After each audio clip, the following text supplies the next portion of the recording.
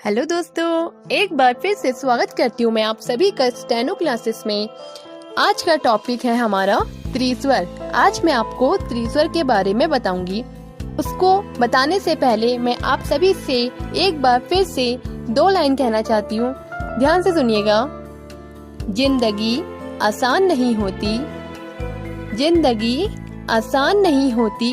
यहाँ पे इस बात को ध्यान से सुनिएगा। जिंदगी आसान नहीं होती, उसे आसान बनाना पड़ता है। कुछ अंदाज से, कुछ नजरअंदाज से। अब हम अपना टॉपिक त्रिस्वर शुरू करते हैं। आज मैं आपको त्रिस्वर के बारे में बताऊंगी कि त्रिस्वर क्या होते हैं। इससे पहले मैंने आपको द्विस्वर के बारे में बताया था।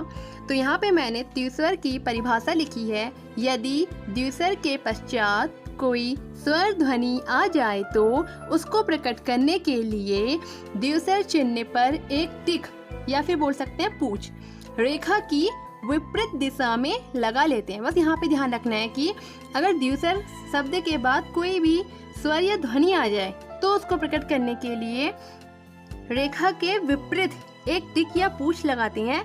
तो इस प्रकार का जो चिन्ह होता है वही हमारा त्रिस्वर कहलाता है।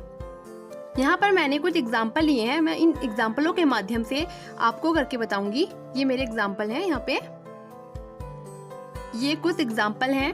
द्विस्वर और त्रिस्वर में मैं फर्क बताऊंगी कि कैसे हम करते हैं। सबसे पहले है पाई। तो ये जो मैंने पाई लिखा है इसके लिए आप पहले पौ बनाएंगे।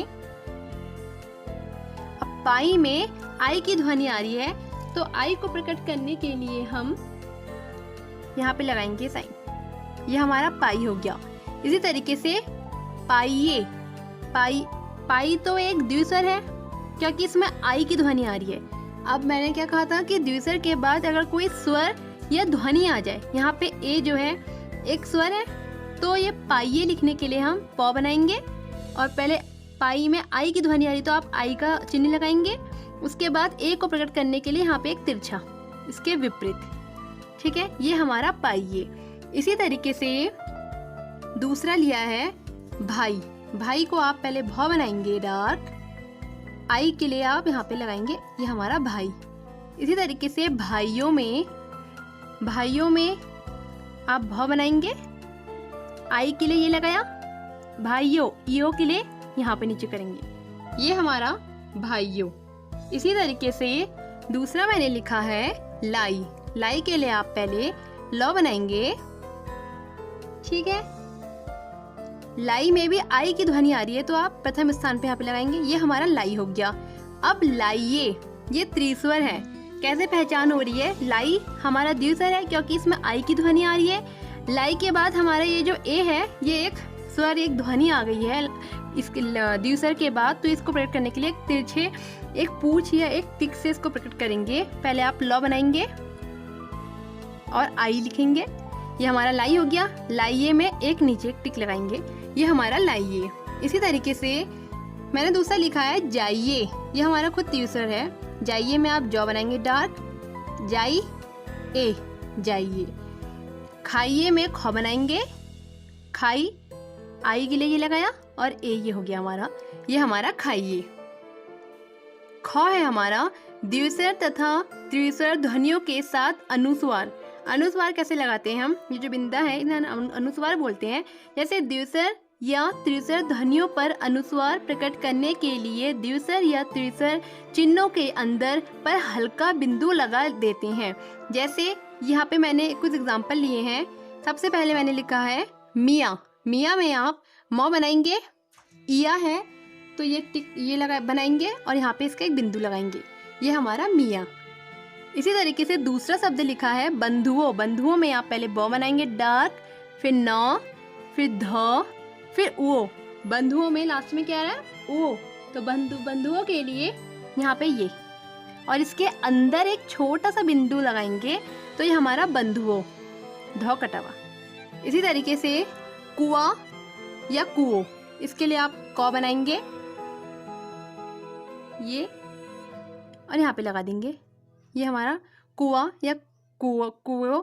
इसी तरीके से कुएं के लिए भी ऐसे बनाएंगे आप, पहले क बनाएंगे और यहाँ पे अंदर एक बिंदा लगाएंगे, ये हमारा कुएं। इसी तरीके से बनियों में ब बनाया डार्क, नौ बनाया, और ये बनियों ईओ के लिए ये बनाया, ये साइन बनाया और इसके अंदर एक छोटा बिंदु लगाएंगे, तो ये हमारा बनियों।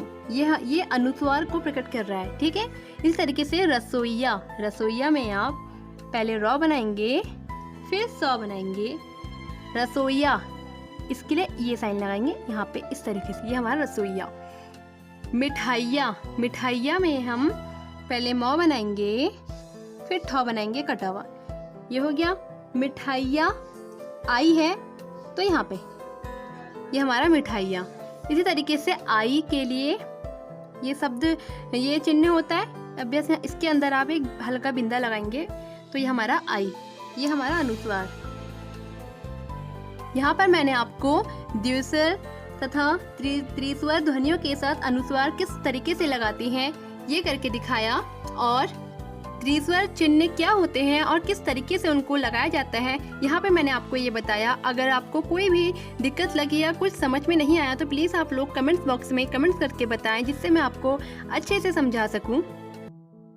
अब अपनी वीडियो को समाप्त करने से पहले मैं आप सभी से एक बात कहना चाहती हूँ, उसको ध्यान से सुनिएगा और समझने की कोशिश भी करिएगा। क्या पता ये जो बात मैं बोल रही हूँ उसका आप लोगों को कहीं ना कहीं असर जरूर होगा, इसलिए ध्यान से सुनिएगा और समझिए। रास्ते भी जिद्दी हैं, मंजिलें भी जिद्दी हैं। देखते हैं कल क्या होगा, क्योंकि हौसले भी जिद्दी हैं। अगर आपको मेरी वीडियो अच्छी लगी तो इसको लाइक और शेयर करिए, और अभी तक जो हमारे YouTube चैनल से नहीं जुड़ा है तो प्लीज आप लोग सब्सक्राइब करिए और स्टेनो क्लासेस के साथ जुड़े रहिए। धन्यवाद।